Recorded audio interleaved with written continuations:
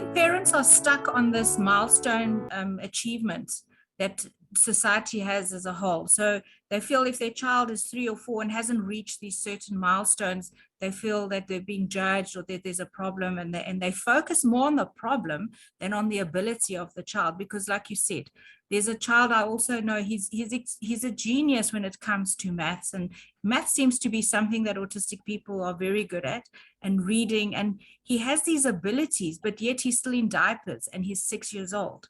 So his mother, rather than focusing on his ability, is focusing on the fact that he's on diapers and what the people are saying is why her child is still on diapers. And I love your highest value. Find that highest value, because that highest value is where you are going to be going forward with. So if the child is finding maths as his talent, don't focus on the fact that he's not out of diapers yet. He will get out of diapers. At the moment, that's not his highest value. I would love you to talk about this so parents can understand this immense need to understand that their highest value needs to be nurtured. Maybe you can say a few things more on that. Yes, then I'd love to share a little story. Every human being, regardless of age, gender spectrum, culture, lives moment by moment with a set of priorities and values that are unique to them, based on the vantage point of all the experiences that they've journeyed through life with. And whatever the highest value is, whatever is most important, whatever is most meaningful, inspiring, and fulfilling to that child at that moment, that's where they're spontaneously acting and want to achieve spontaneously. That may be a video game to a 10-year-old. That may be sports to a 10-year-old or a 5-year-old. It may be art or whatever that's most important. And that will evolve over time. Assisting them by going after that and encouraging them to do it, that's where they're going to excel. And whatever that is where they are most likely activating the forebrain and developing the forebrain.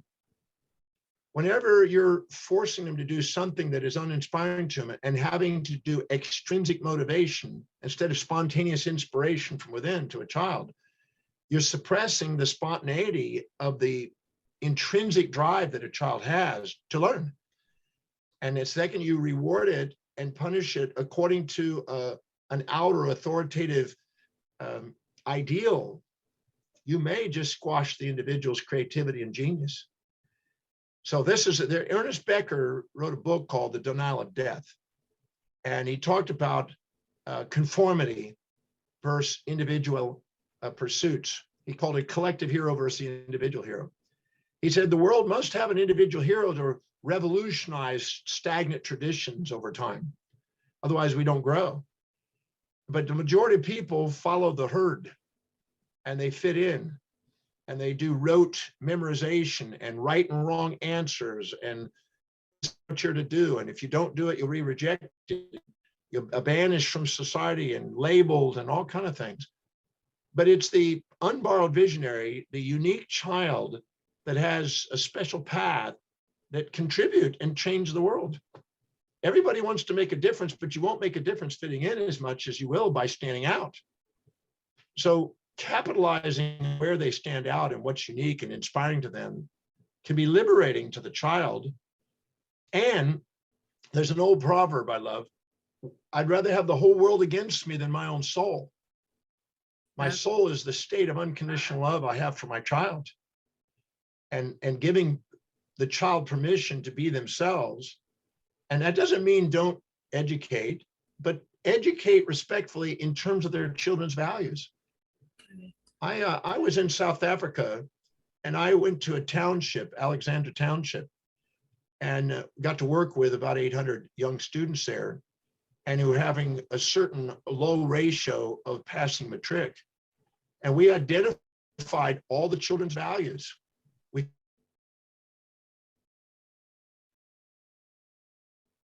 And then we linked the curriculum to the teacher's highest values, and we linked the curriculum that they were taking to the child's highest values.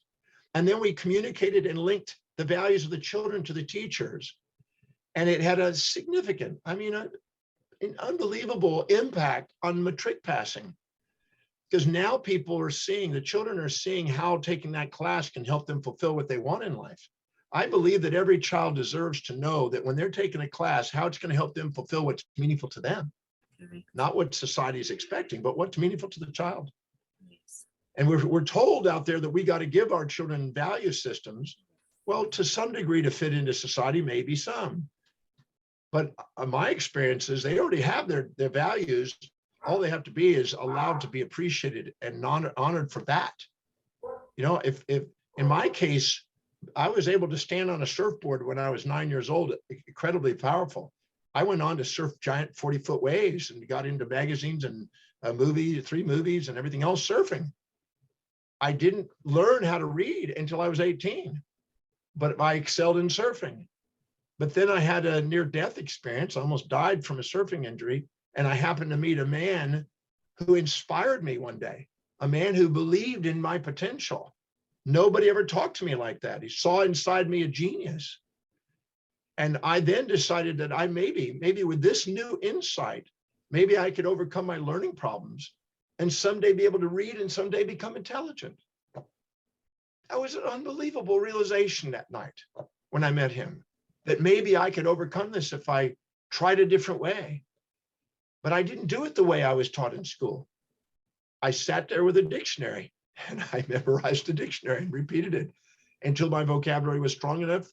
And then I started just looking at books all day long. And I learned my own way.